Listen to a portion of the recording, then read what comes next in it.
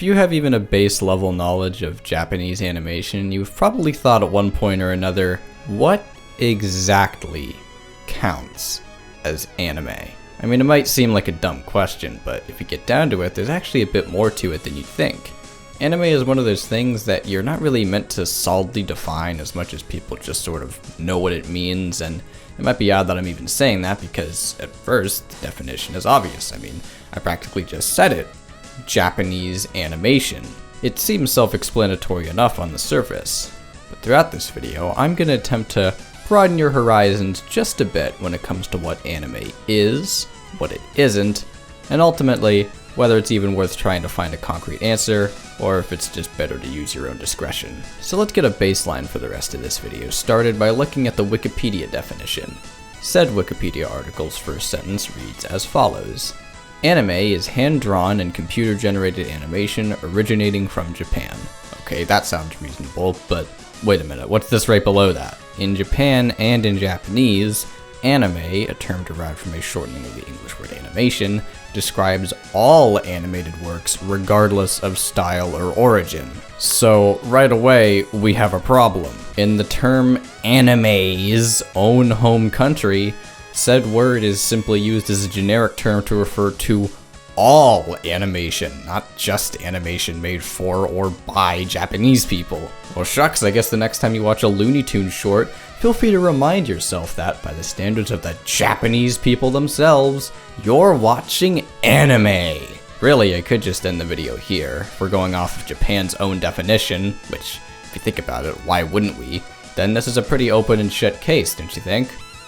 Well, sure, but nah, that's boring. And I have places I want to take this video, so let's keep going.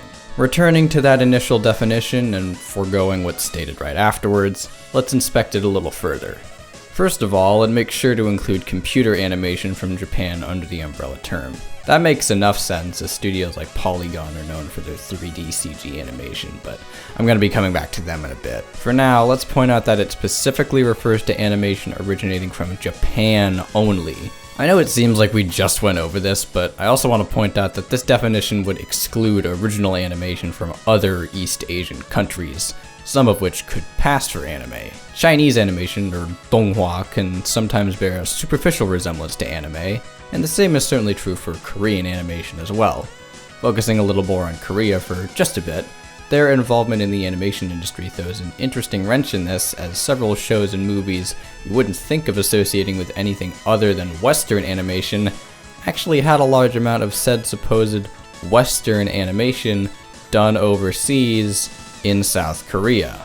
Shows like The Simpsons, King of the Hill, Family Guy, SpongeBob, Ren and Stimpy, Steven Universe, and that's just from reading off the filmography of one studio, Rough Draft. It's actually quite a common practice in the American animation industry to not have their series animated in America. Why this is a whole other discussion, but by the sounds of it, it's mostly a budgetary thing. But what does any of this have to do with anime?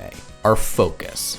Well, it's because Japan has a very similar history with animating shows intended for Western consumption. While it's less common nowadays, back in the 80s and 90s, outsourcing animation to Japanese studios was actually a fairly common practice, exhibited in such shows as Inspector Gadget, The Transformers, The Real Ghostbusters, a lot of Disney cartoons from around the time.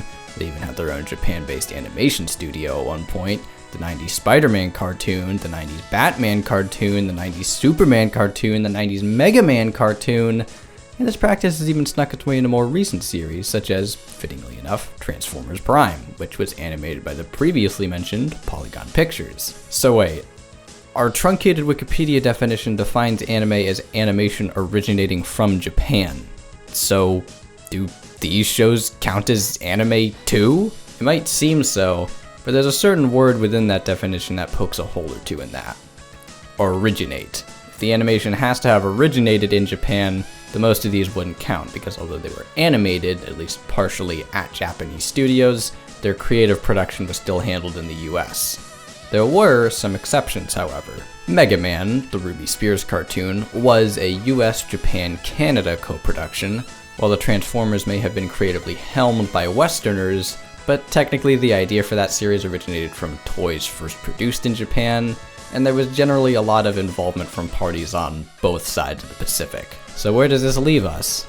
As I kind of alluded to at the very start, trying to come up with a consistent agreed upon definition for what is or isn't anime is a complicated and likely fruitless effort that'll just leave you annoyed or confused by the end of it.